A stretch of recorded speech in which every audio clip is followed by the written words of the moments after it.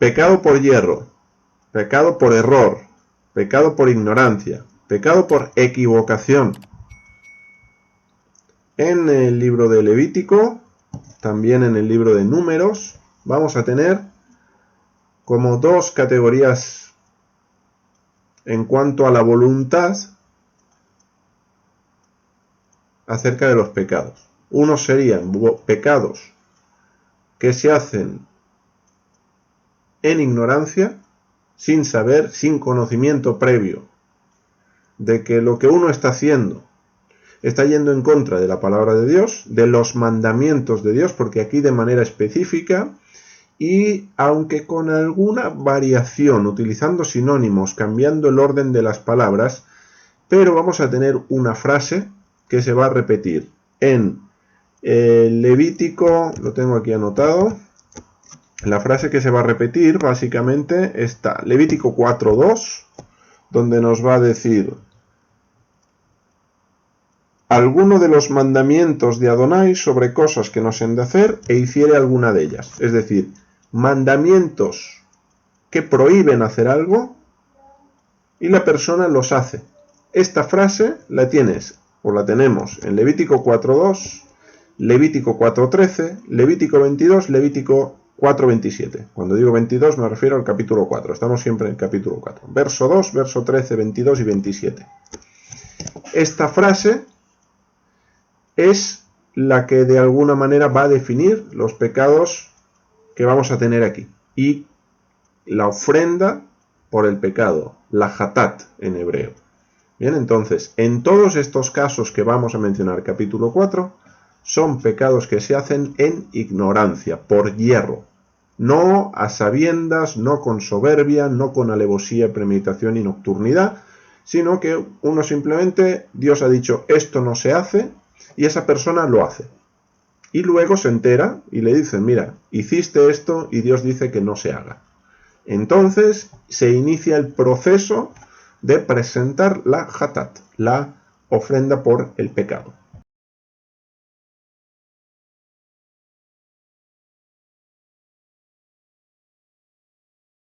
Sí, tal vez no sea la respuesta más adecuada. Yo entiendo que se diga no pasa nada en el sentido de ya no hay nada que podamos hacer. No es que no pase nada en el sentido que eso hasta ahora no era pecado. No, pecado es. Otra cosa diferente es que si decimos no pasa nada en el sentido de que, ok, de ahora en adelante no lo vuelvas a hacer, no pasa nada, no podemos hacer nada con lo que hemos hecho. ¿Por qué? No podemos traer una ofrenda. Ahora bien, sí estaría mejor, y mira, no lo había pensado nunca, pero casi que sería mejor respuesta, Marcos, y te agradezco esa mención que haces al comentario que es habitual decir no pasa nada. Estaría mejor decir, ok, ahora que sabes que eso es pecado, pídele perdón a Dios, y como a ese episodio de Juan 8, ¿no? Que le traen a la mujer pillada en acto de adulterio, que Jesús le dice, vete y no peques más.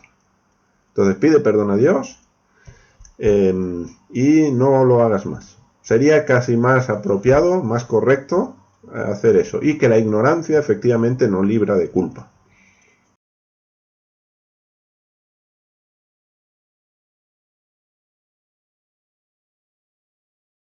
Sí, porque la ignorancia no exime, en este caso.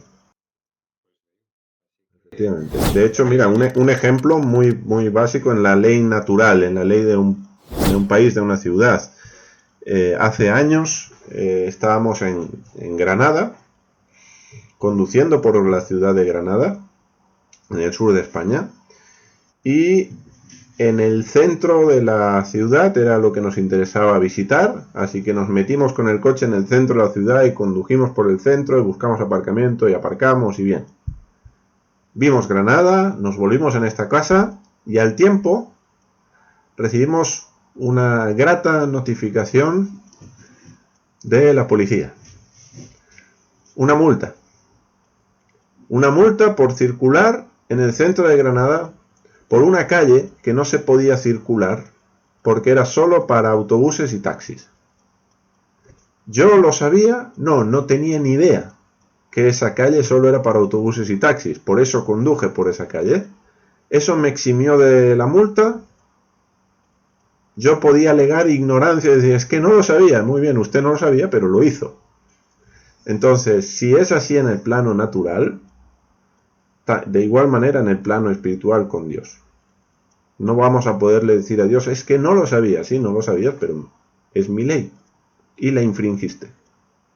¿Bien? Entonces, obvio no es lo mismo un pecado hecho en ignorancia que un pecado hecho con alevosía y premeditación.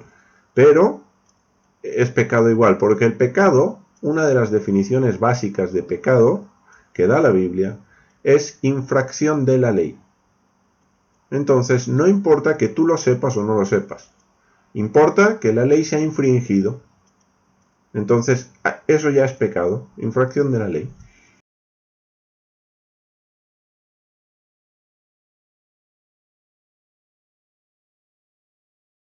En cuanto a el pecado del pueblo, otra posible traducción sería por culpa del pueblo.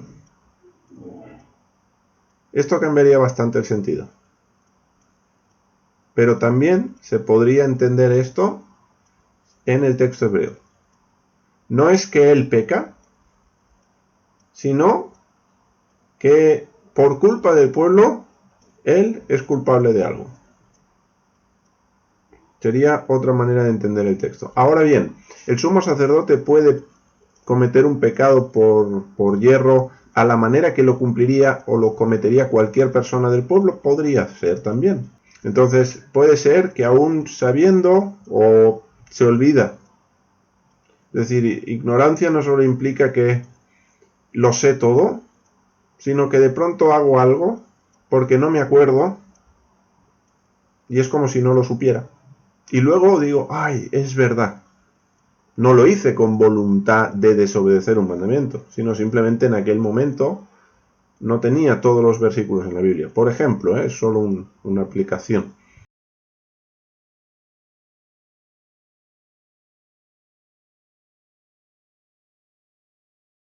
Aquí, un becerro sin defecto. Has leído el final del versículo 3, ¿verdad? En hebreo, la palabra o el verbo expiar, que tiene que ver con Kippur, por eso Yom HaKippurim es el día de las expiaciones. El verbo que sería kafar, aunque no tiende a conjugarse así en la Biblia, pero ese verbo es expiar, es cubrir. Aquí en el texto hebreo, al final del versículo 3, no dice para expiación, sino que dice lehatat, por el pecado.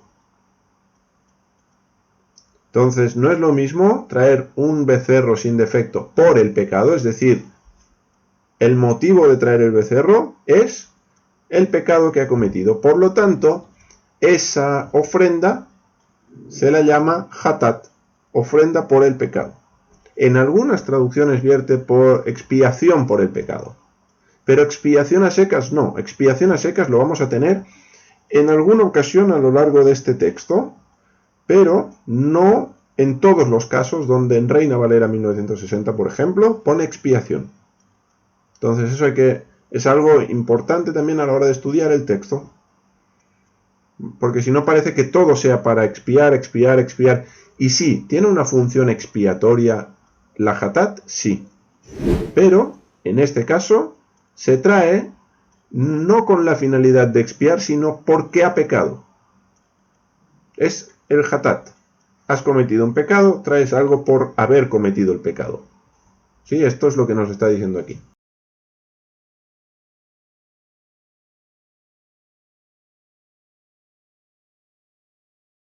Una cosa es el perdón y la otra la expiación. Expiación, de manera muy sencilla, es cubrir algo. Generalmente relacionado con un acto que una persona ha cometido contra Dios. Entonces se tapa, se cubre, se expía. Por ejemplo, tenemos Caporet. Caporet es el nombre que recibe la cubierta del arca, el propiciatorio. ¿Qué función tiene el caporet? Aunque es verdad que en Yom Kippurim se rociaba la sangre sobre esto, el resto del año, los 364 días restantes, el caporet que hacía, cubrir, era una cubierta. Por eso se le llama cubierta, porque ¿cuál es la función? Y caporet tienen las mismas letras que el verbo kippur, porque son de la misma familia. Entonces, expiar es cubrir algo, generalmente en este sentido, ¿bien? En el sentido de pecado. Ahora, distinto es el acto de perdonar. Perdonar puede tener que ver con elevar una culpa, es decir, quitarla como si no estuviera. Tiene que ver con saldar una deuda. Eso es algo distinto, ¿sí? Aunque, obvio, cuando nuestros pecados son expiados, son cubiertos de una manera correcta, recibimos el perdón. Un acto trae el otro, pero son dos actos diferentes.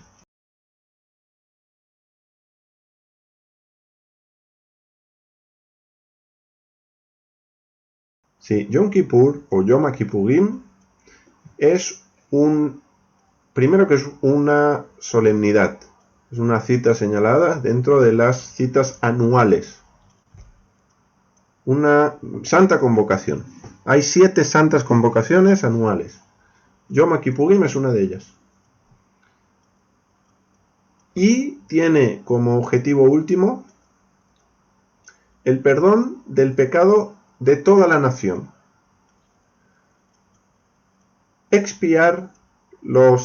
Cubrir los pecados del sumo sacerdote y su casa. Expiar, cubrir, limpiar el santuario. Y expiar, cubrir, limpiar al pueblo. Por eso expiaciones, kippurim, el plural de kippur, de expiación. Esto es Yom Kippurim, para la nación, el sacerdote, el santuario, el pueblo. ¿Qué ocurre? Y esto se hacía solo una vez al año, no más. ¿Qué ocurre? Los 364 días restantes, que ya o bien sea el sacerdote ungido, bien sea la asamblea de ancianos de Israel, bien sea un príncipe de Israel, o bien sea cualquier persona que sin tener ninguna posición, ningún cargo dentro de lo que sería la organización social del pueblo de Israel, ¿qué pasa si cometen un pecado y lo hacen sin saber? Que acaban de transgredir un mandamiento negativo, es decir, un mandamiento donde Dios dice no harás.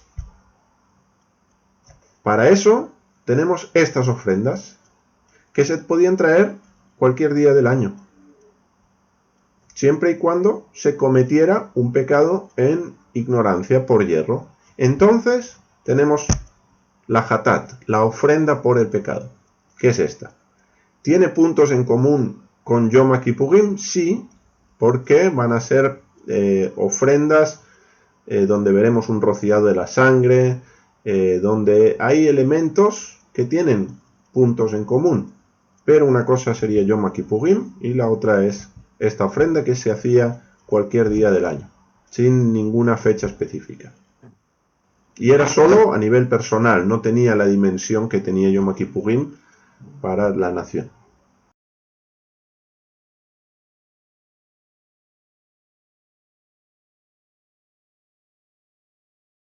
Primero, no dice a los ojos del pueblo. La palabra pueblo en hebreo es am, y aquí no se utiliza la palabra am, se utiliza la palabra kahal. Kahal, de donde viene Kehilá, se refiere a la congregación. Hoy en día a eso se le llamaría la eclesía. Bien, ahora, iglesia en castellano, ¿vale? Entonces, ¿qué ocurre? Que para nosotros la iglesia es una cosa, pero para aquel tiempo era otra, y podía ser una eclesía de toda una comunidad entera, o podía ser una eclesía de una parte de la comunidad. ¿Por qué? Porque eclesía significa simplemente reunión. La reunión de un grupo. Entonces, ese grupo puede ser muy numeroso o puede ser una parte de un grupo. ¿Bien? Entonces, imaginemos, lo voy a explicar con la reunión de los viernes.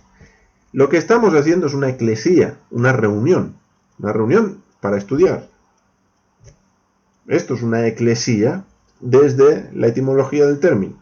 Ahora bien, imaginemos que vamos a tener una reunión, Marcos, Ramón, Rold y yo, para hablar de qué temas vamos a tocar el próximo año. Imaginemos.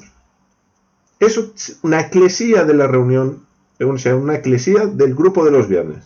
Solamente que de una parte del grupo de los viernes.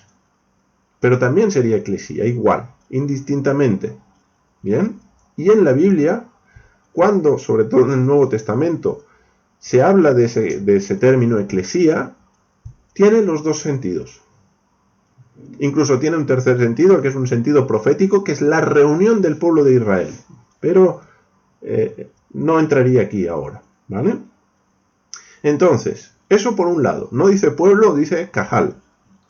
Y en segundo lugar, cuando dice, si toda la congregación de Israel, allí tú dices, pues aquí aparece cajal. Pues no, no aparece cajal. Aquí aparece Adat Israel. Y Adat Israel sería asamblea. Y Marcos lo vas a entender del tirón. Salmo 82. Elohim está en la asamblea de él. Es la misma palabra. ¿Qué es una edá en hebreo? Sería como un concilio. Sería como por utilizar un término que todos entendamos, el liderazgo del pueblo.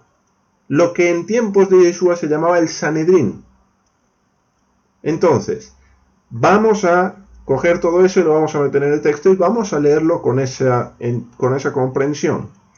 Dice, si todo el concilio de Israel, si todo el Sanedrín de Israel hubiera errado y el hierro estuviera oculto a los ojos de la eclesía y hubiera hecho algo contra alguno de los mandamientos de Adonai, tal, y fueren culpables, luego que llegue a ser conocido el pecado con que pecaron, la eclesía, la congregación, en este caso, la cajal del pueblo,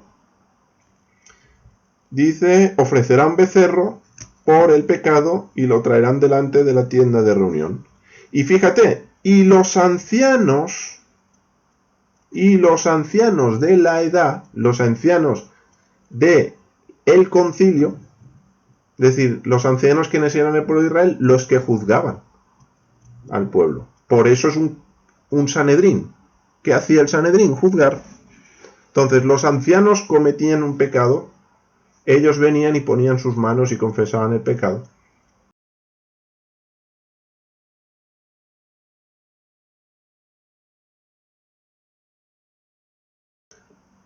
Buena pregunta, Marcos. Me gusta que me haga esta pregunta.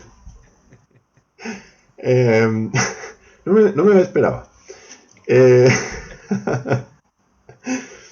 Bueno, el 7 es un número importante, pero déjame decir algo antes. Y animo, porque no me creo que de todos los que estamos y valorando la inteligencia de los que estamos, no me puedo creer que hayamos entendido el capítulo. Entonces, preguntas tiene que haber. Así que, tal vez, otra cosa que puede pasar es que nos resulta un capítulo tan extraño que no sabemos ni qué preguntar. Eso puede pasar también, pero os animo que cualquier duda, no hay duda si alguien tiene ese pensamiento de decir, ¿y para qué voy a preguntar eso si parece una pregunta? No hay ninguna pregunta tonta, no hay...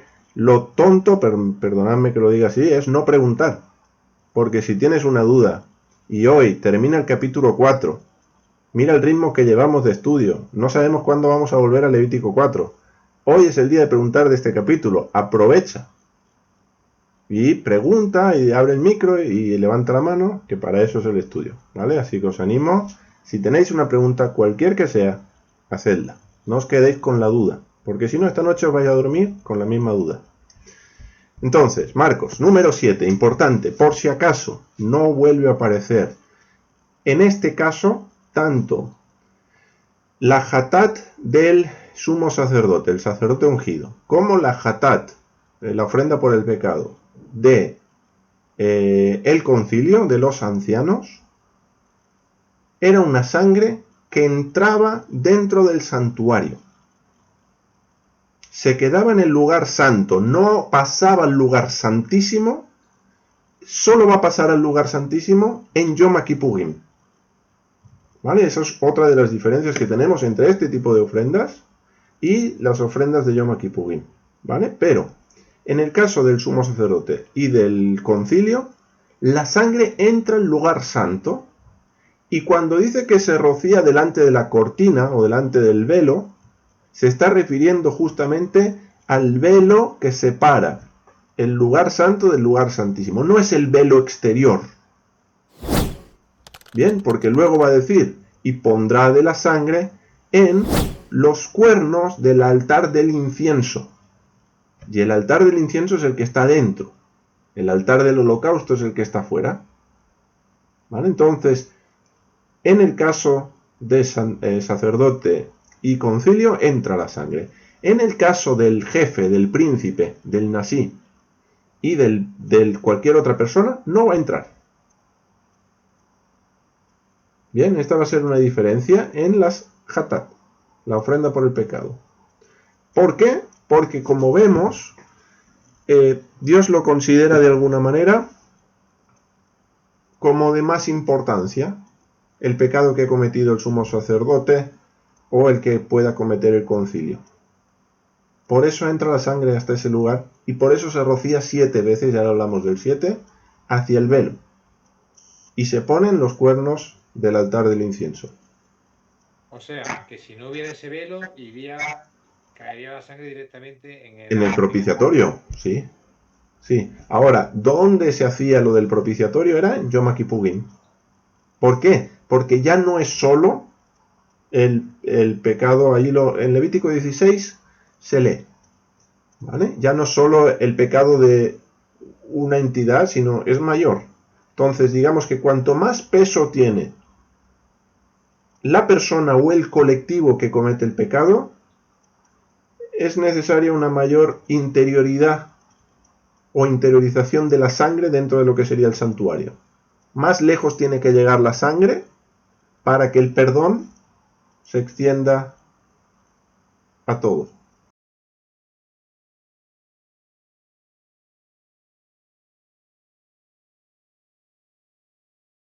Sí, esa es. Que es la vez a la que se refiere el escritor de la llamada carta a los hebreos.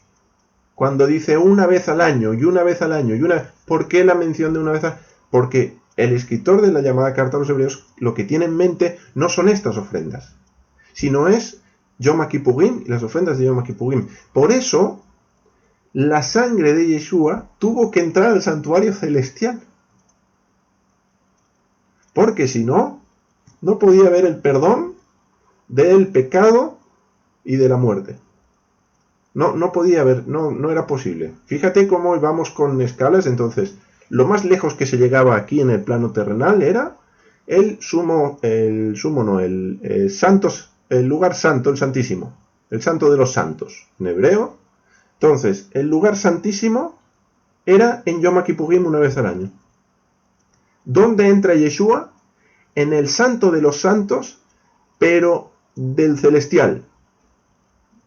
Sí, esto lo estuvimos viendo, algo de esto vimos en el Evo de Melquisedec. Cómo Yeshua entra en lo más profundo, en lo más íntimo, pero ya no del modelo terrenal que es sombra del celestial, sino en el celestial mismo.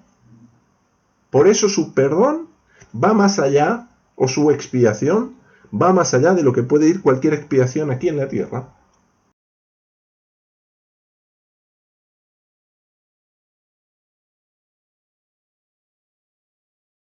Solo que, sí, en Yom Kippurim sí, pero recordemos que Yeshua no está muriendo en Yom Kippurim, está muriendo en Pesach. Eso número uno. Y número dos, el arca equivalía al trono de Dios. Entonces, el trono de Dios tenía su sombra en el arca. ¿Dónde llega Yeshua?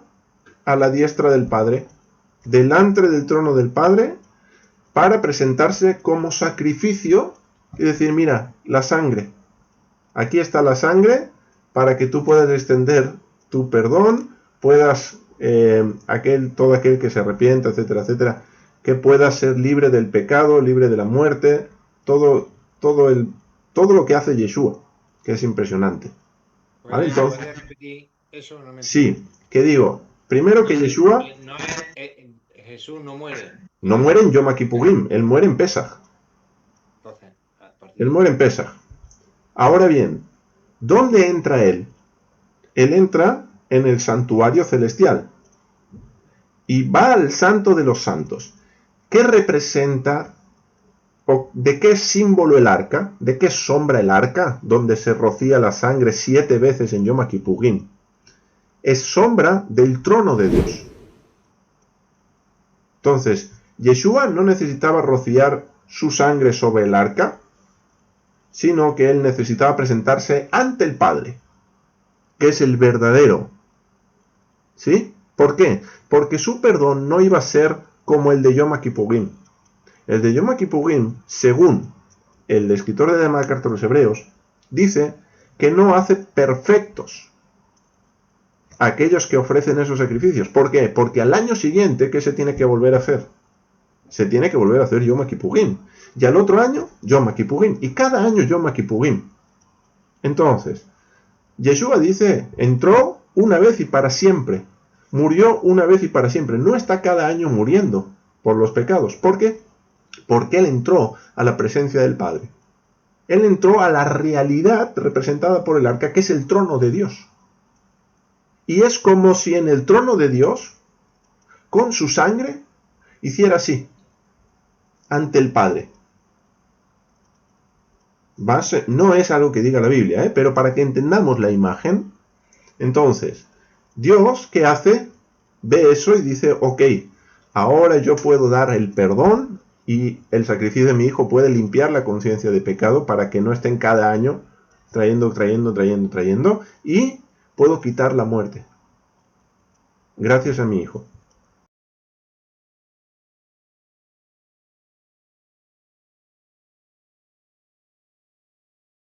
Sí tiene que ver en el sentido de que el Cordero de Pesaj libró de la esclavitud y libró de la muerte a los primogénitos.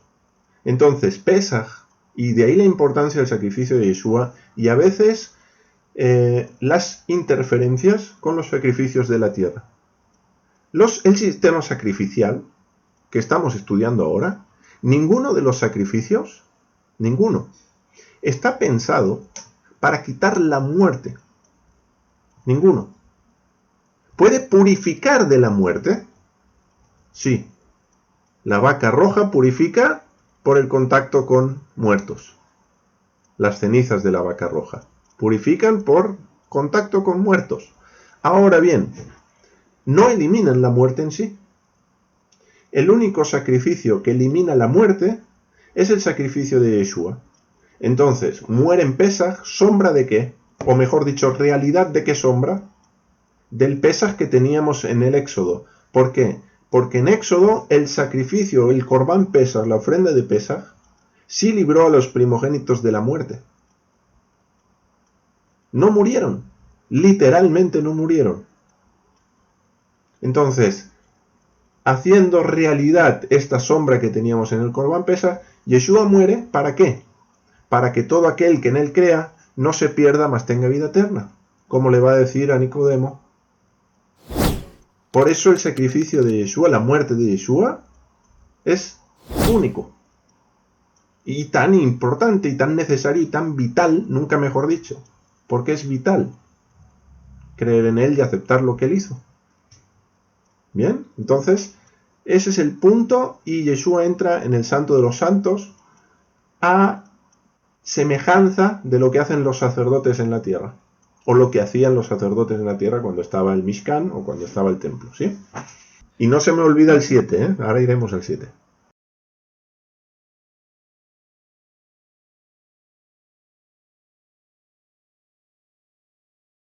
¿Qué vinculación tenemos en el llamado Nuevo Testamento?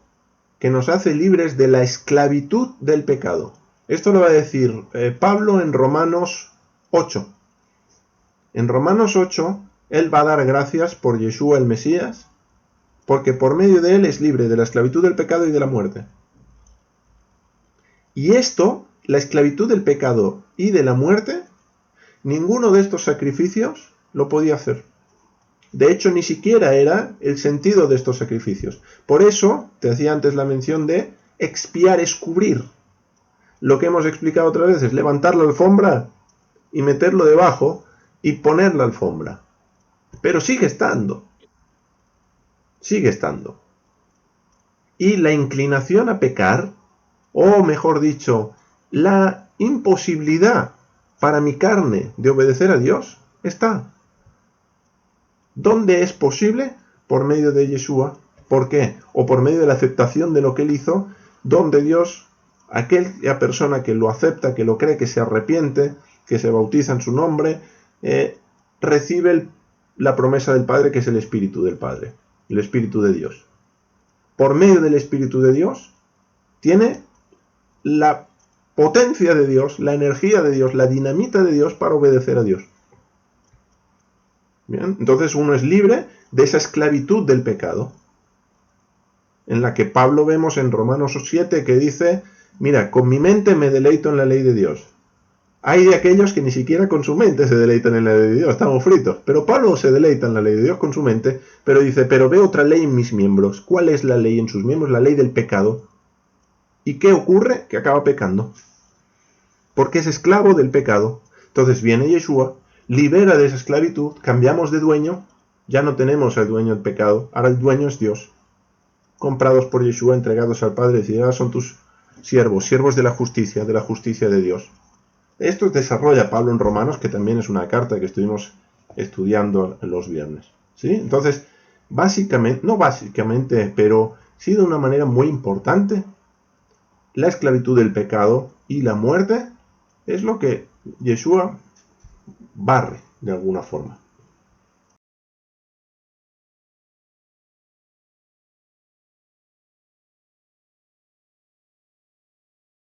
Venga, el 7.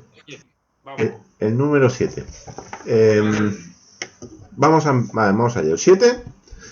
Primera vez donde tenemos el 7. De manera clara para el lector medio. Es en Génesis 1. Génesis 1 aparece la creación, que es hecha en ¿cuántos días? Es hecha en 7 días. ¿Sí? Ahí está el 7.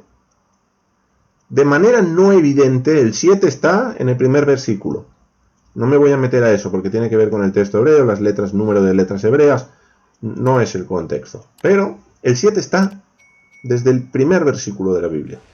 Ahora, de manera clara, desde el primer capítulo. ¿Qué significa el 7? El 7 suele ser el número asociado a lo que está completo.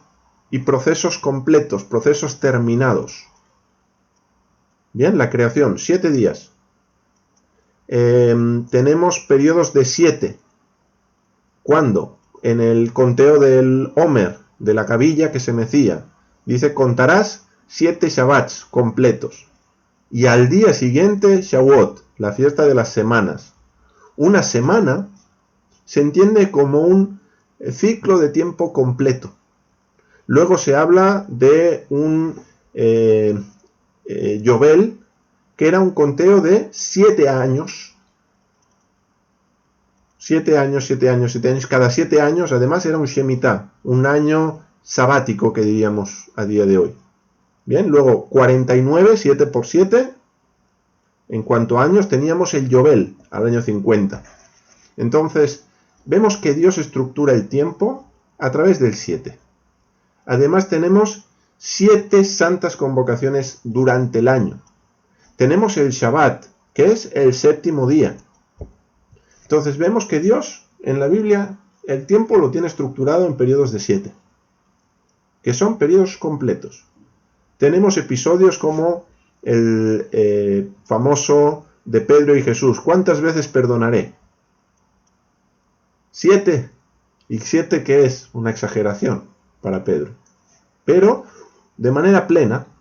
Y Jesús dice, no, 70 veces 7, que son 490. Bien, entonces tenemos el 7 por toda la Biblia. Llegaremos a Apocalipsis, tenemos 7, 7, 7, 7, 7, 7. Bien, entonces 7 asociado a lo que está completo. Ahora bien, ¿por qué 7 en este contexto? ¿Por qué 7 en este contexto? Pues el 7 tiene que ver, en este contexto, con algo que está purificado de manera completa. Aquí el propósito era limpiar el pecado, perdonar el pecado. Dice, y mojará el sacerdote su bebé y rociará 7 veces delante de Adonai hacia el velo del santuario. ¿Con qué fin? Con el fin de ser limpiado, de ser perdonado. Y de alguna manera ese 7 va a marcar el perdón completo, la limpieza completa de ese pecado. ¿Dónde vemos que el 7, dónde vemos que el 7 tenga que ver con una purificación plena y completa?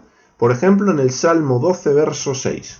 ¿Qué dice el Salmo 12, versículo 6? Pues muy fácil, vamos a leerlo.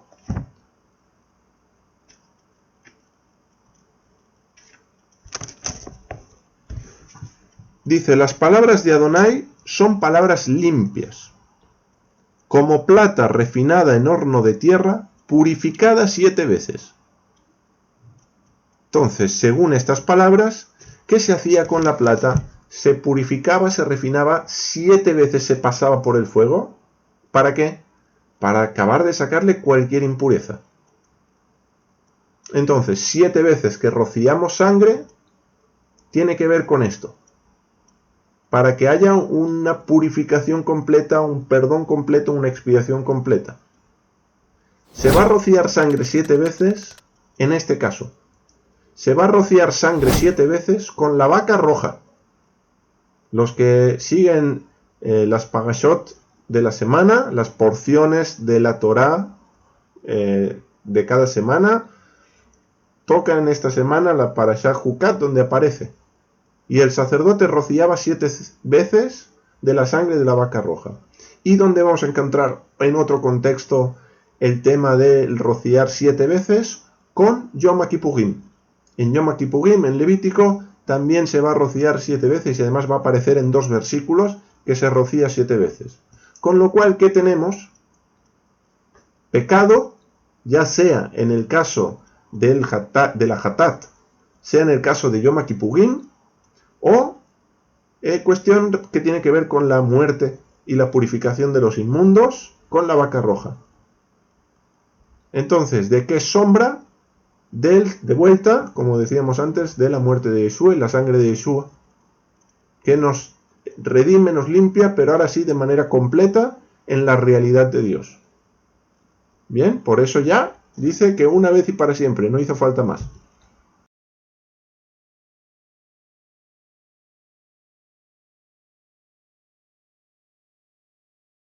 Se entraba con la sangre, con lo que significa, porque recordemos, en lo que es el santuario, que ya lo vimos en Éxodo, es un lugar donde hay que llevar sumo cuidado con lo que entra ahí. Recordemos que los sacerdotes que tenían que hacer, lavarse las manos y los pies, tenían que llevar una ropa de lino para evitar el sudor, es decir, no hay ninguna impureza dentro. Y la sangre que tiene que ver con la muerte, en este caso de un animal, va a entrar a la casa de Dios. Es un momento muy solemne. Era el único momento, el único elemento que entraba para perdón. Esa sangre se rociaba en cuanto a la ofrenda de la hatat del sumo sacerdote y del concilio. Se rociaba 7 veces hacia el velo con su dedo, dice, lo mojará, no lo mojará, lo sumergirá, lo que hará será bautizará su dedo, porque aquí se emplea el verbo tabal, de donde viene tevilá. Tevilá es bautizarse, ¿sí? O hacer inmersión. Bueno, pues sumergirá el dedo en la sangre, rociará 7 veces, con esa misma sangre la pondrá en los cuernos del altar del incienso, y con lo que sobre va a salir fuera, se va a dirigir al altar del holocausto de la ascensión, y ahí verterá al pie del altar, sí.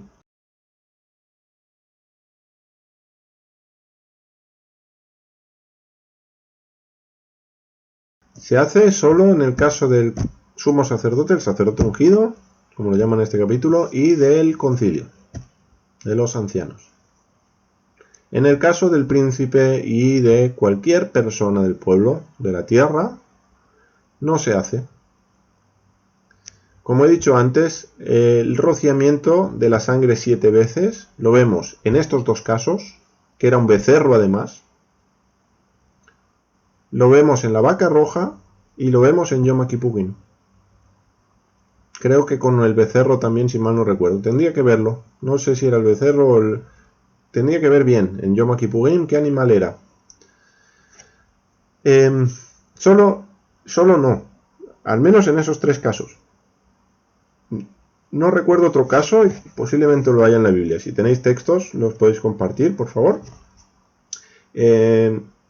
Entonces son como las cuestiones más graves. Sobre todo, ya sea bien por lo que se va a expiar con ese pecado, o lo que va a purificar esa ofrenda, no esa ofrenda, lo que va a expiar esa ofrenda, es algo importante. En el caso que estamos abordando aquí, que es la hatat, la ofrenda por el pecado, va a expiar el pecado de un sacerdote ungido y del concilio, de los jueces, los ancianos del pueblo de Israel. Entonces, para Dios, no todos somos iguales.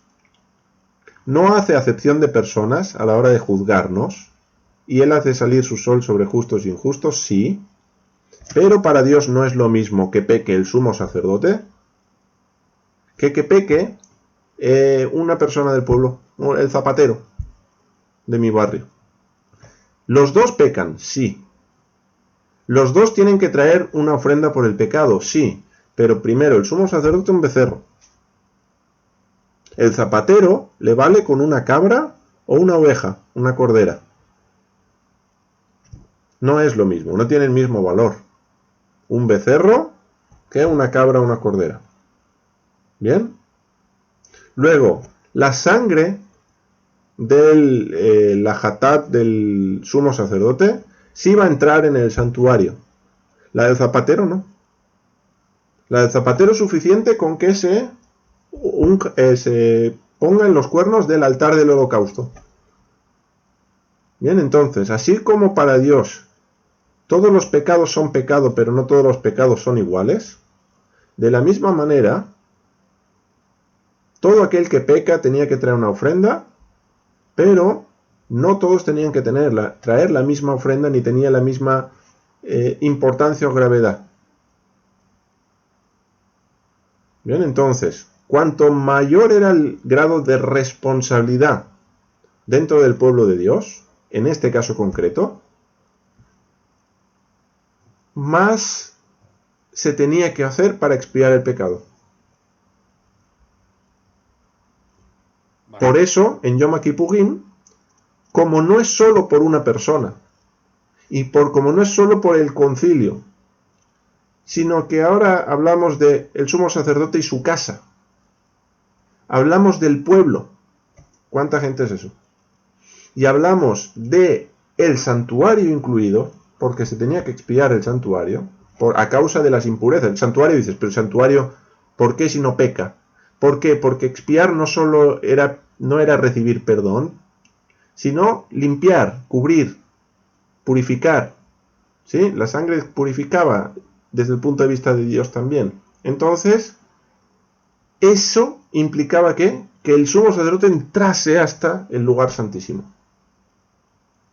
¿Sí? Era como fases donde la sangre se pasaba.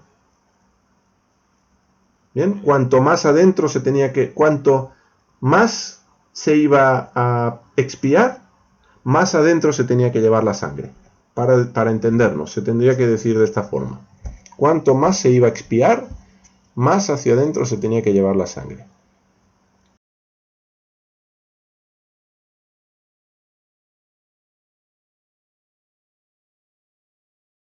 Aquí, de vuelta, lamentablemente, no sé en los siguientes casos, es decir, en los siguientes capítulos, no sé qué pasará.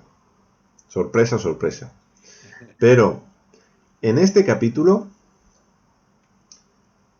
ocurre algo, y es que no es uno de los capítulos que mejor traducidos estén en Reina Valera 1960.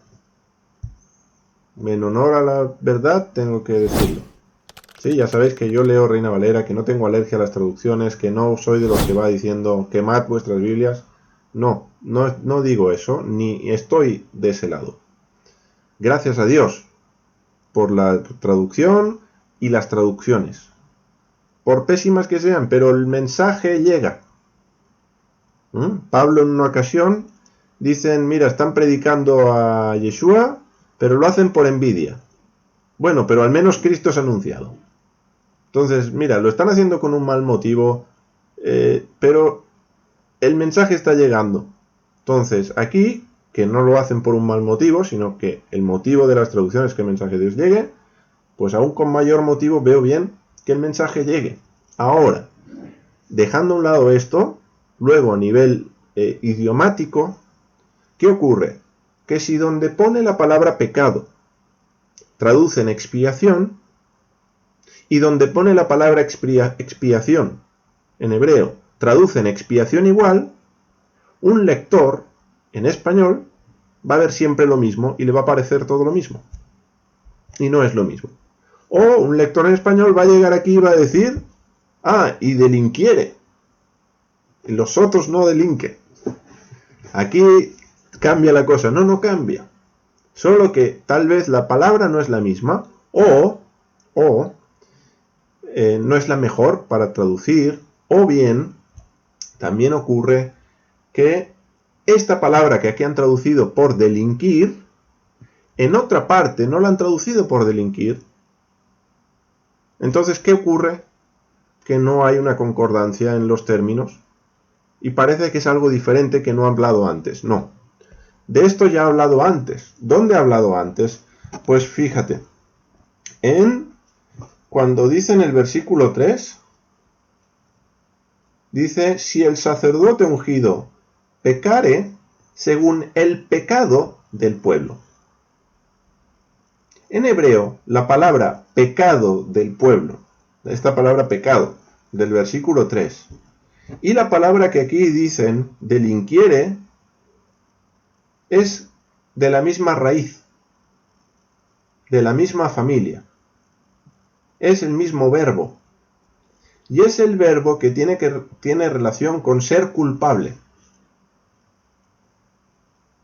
Bien, entonces, en el versículo 3 leeríamos, si el sacerdote ungido pecare según la culpa del pueblo, ofrecerá tal. Y ahora llegamos a este versículo y leeríamos, si alguna persona del pueblo de la tierra, porque en hebreo está de la tierra y en esta traducción no está, si alguna persona, si un alma, una nefesh, del pueblo de la tierra, pecare por hierro haciendo algo, tal, en las cosas que no se han de hacer, y será culpable. Eso es lo que dice. Es decir, la misma idea que ya hemos trabajado. Aunque lo ha hecho por ignorancia, eso no le exime de culpa.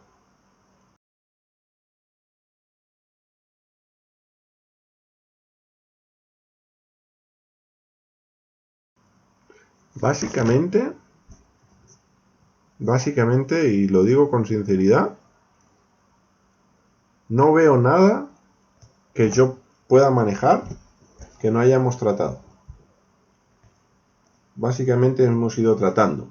Lo único que sí voy a hacer, y me voy a tomar estos minutos antes de la oración, y no mucho, de manera breve, para que nos dé tiempo a orar y terminar sobre las 10.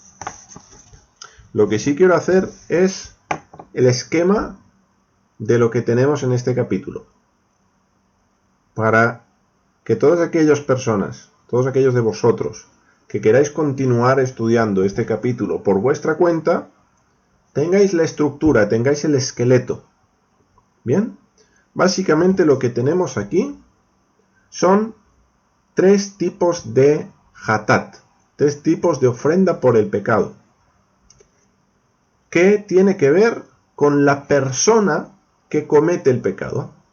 La persona o las personas, ¿bien? Porque en el caso del concilio no era solo una persona, era el concilio, el Sanedrín, los ancianos, los jueces del pueblo, el Tribunal de Justicia, el Tribunal Supremo, para que nos entendamos.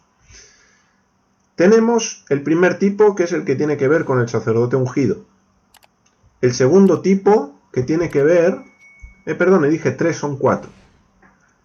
Solamente que en el caso del sacerdote ungido y en el caso del concilio es el mismo animal el que van a ofrecer y es el mismo procedimiento. Entonces, sacerdote ungido, concilio, príncipe del pueblo y una persona del pueblo de la tierra.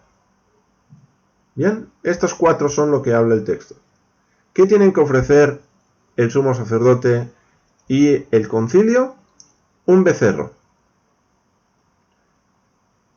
¿Qué tiene que ofrecer el príncipe?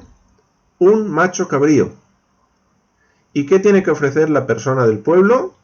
La persona del pueblo lo que tiene que ofrecer es o una cabra, tiene que ser hembra, o una cordera, una oveja hembra.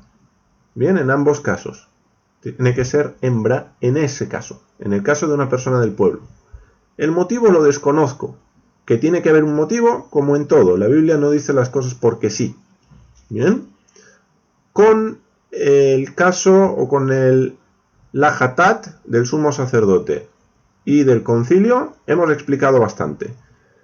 Prácticamente la única diferencia que tenemos, o al menos de entrada, porque en el otro caso hay algo que no nos dice, es que la sangre entra dentro. Entra dentro del lugar santo, no del Santísimo. Y el procedimiento que hemos explicado. En el caso del príncipe y de una persona del pueblo, la sangre no entra dentro. Y se procede igual que se procedía con un sacrificio de paces. Es decir, se hace el despiece, todo, la grasa, se retira la grosura, que ya estuvimos hablando en Levítico 3, y se quema en el altar del holocausto, de la ascensión. En la hatat del sumo sacerdote, del sacerdote ungido y de los ancianos del concilio, además hay una parte que no la hemos mencionado y que tendrá su significado de vuelta, pero desconozco por qué se hacía así, pero con esta ofrenda también se hacía así, y es lo que tenemos en el versículo 11 y 12. Donde nos dice, y la piel del becerro, y toda su carne con su cabeza, sus piernas, sus intestinos y su estiércol, todo el becerro sacará fuera del campamento a un lugar limpio, y aquí dice, donde se echan las cenizas. Minutitos antes de conectarme, estaba acabando de hacer una relectura a todo el texto en hebreo, y me di cuenta de un detalle que no me había dado cuenta antes y que no he tenido tiempo de ahondar en él. Con lo cual no puedo explicar más de lo que estoy explicando ahora.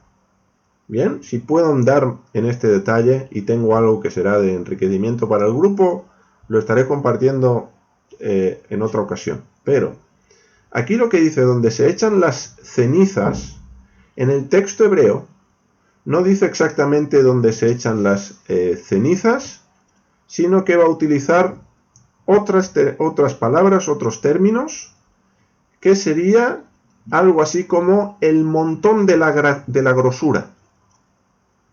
Con lo cual no es exactamente lo mismo. ¿Bien? Y puede tener su significado de cara a ciertas profecías. Lo dejo ahí por ahora. Y entonces dice, y lo quemará en el fuego sobre la leña, en donde se echan las cenizas, y aquí parece ser que sí es esto, pero tendría que corroborarlo igual, porque ya no me da tiempo a más, será quemado. Con lo cual, este procedimiento se menciona aquí por primera vez, donde una parte importante de ese animal, de la hatat, no se está ofreciendo dentro del campamento, no se está ofreciendo sobre el altar del holocausto, de la ascensión, sino que se está ofreciendo fuera del campamento. Luego, ¿qué sí podéis seguir haciendo si tenéis interés? Ver qué otras ofrendas se quemaba al menos parte fuera del campamento. ¿Por qué digo esto? Porque Yeshua fue ofrecido fuera del campamento, fuera de la ciudad de Jerusalén, y lo conecta con ofrendas por el pecado, con lo cual habría que ver eso, qué ofrendas y si coincide, porque con la vaca roja también pasa, con lo cual podríamos tener de vuelta otra conexión con Yeshua en el lugar donde él muere, con este tipo de sacrificios, ya sea por el pecado o para la purificación de los inmundos, de la muerte, etcétera, etcétera, etcétera. ¿Bien? Así que básicamente esto es algo que no se va a mencionar, que no digo que no se hiciera, pero no se va a mencionar con la hatat ni del príncipe ni del alguien del pueblo. ¿Vale? No sé si no se hacía o si pasa como con la sangre. Era porque cuanto mayor tenía que ser la expiación, mayor tenía que ser todo el proceso, y además porque teníamos una sombra mesiánica. Podría ser. Bien, entonces ahí os dejo esa estructura para que podáis seguir profundizando.